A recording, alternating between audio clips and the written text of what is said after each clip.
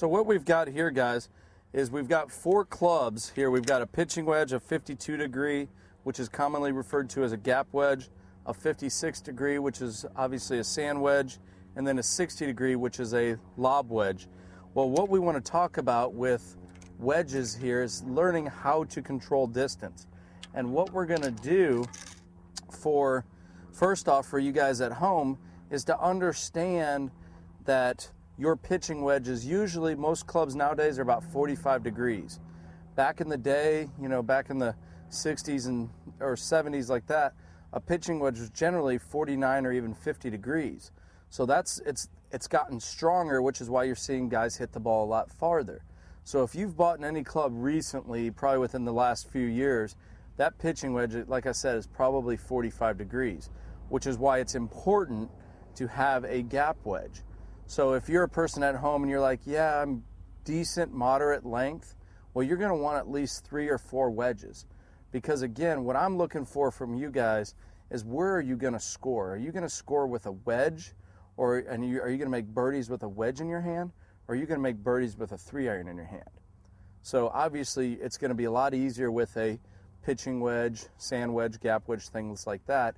And with this knowledge of what we're going to teach you of how to control distance, it's really going to make it a lot easier. So when you're talking about clubs, look at your 14 clubs. You should probably have, like we said, a driver 3-wood, You might want a hybrid for a 2-iron, something like that, or a 3-iron in that case. If you have to get rid of a club, go ahead and get rid of your 4-iron, keep your 5-iron, something like that. But add that extra wedge. Have the pitching wedge, have the gap wedge, have a sand wedge, and have a lob wedge. What I've also got, too, with my lob wedge, it has 4 degrees of bounce, and that's getting a little bit more detailed for you. But understand, the bounce is crucial for you guys to play your best.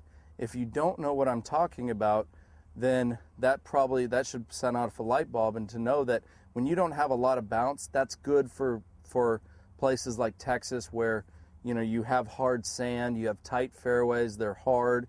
If you play in places like up north, you're going to want more bounce. Okay, you're going to want more of an 8, 9, 10 degrees bounce, because the fairways are a lot softer.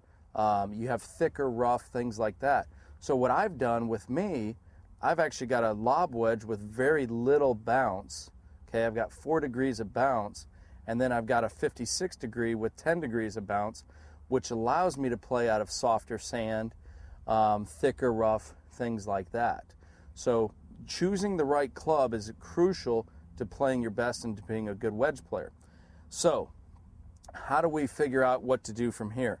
The key to it is to find a playing partner or someone that you can practice with. And if you can set out, go to a football field or a field like that where they have distances set at, probably 40 yards, 50 yards, 60 yards, 70, 80, 90, and 100, or even further, go out there and practice hitting shots where your left arm is parallel to the ground right here. Just form the letter L, and then swing through to basically